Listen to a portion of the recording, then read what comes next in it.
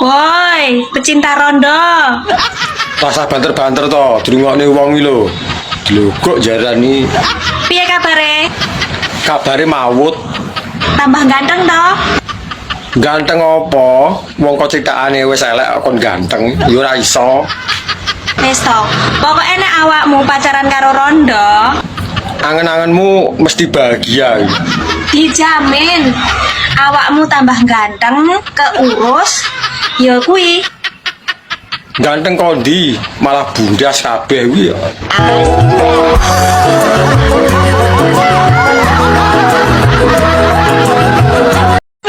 Sing ayu iki pancen akeh, tapi sing gawe ndasku ngulu bendina iki mur kowe tok. Ta yo dilogok jarane iki. Mentolo tak cites ya, tapi eman-eman.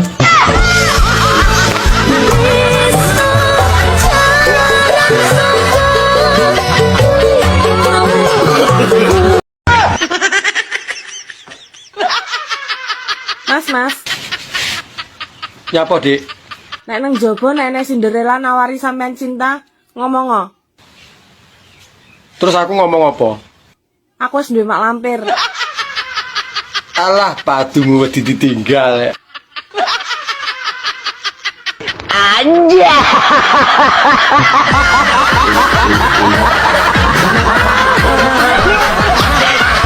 Mulane nuwun sewu sakniki kathah sumbangan-sumbangan. Ya. Enek sing diarani susu tante. Nah, itu kesukaanku, Dek. Lah iki apa to kok Percil iki piye ta iki?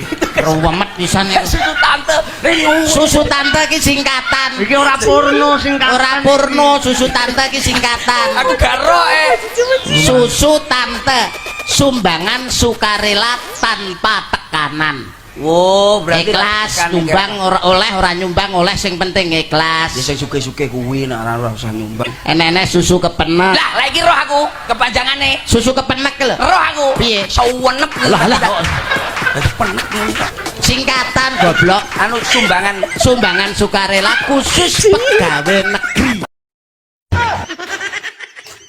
Mbak, ijlik iki apa to? Terus prosesnya piye? Peh kok itu kok proses itrik Lah ora yo ora ngerti lho, yo tekok. tak jelaskan ini ya wis. Yo. Menurut para ilmuwan barang amis-amis ya, penelitian barang amis-amis, itrik itu adalah sebuah gaya atau sebuah karya olahraga.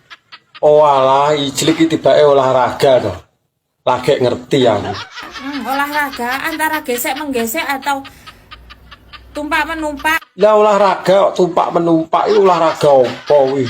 Pokoknya suka ojo ado-ado. Wes pokoknya itu adalah sesuatu olahraga atau sebuah olahraga yang menghasilkan keringat dan nikmat.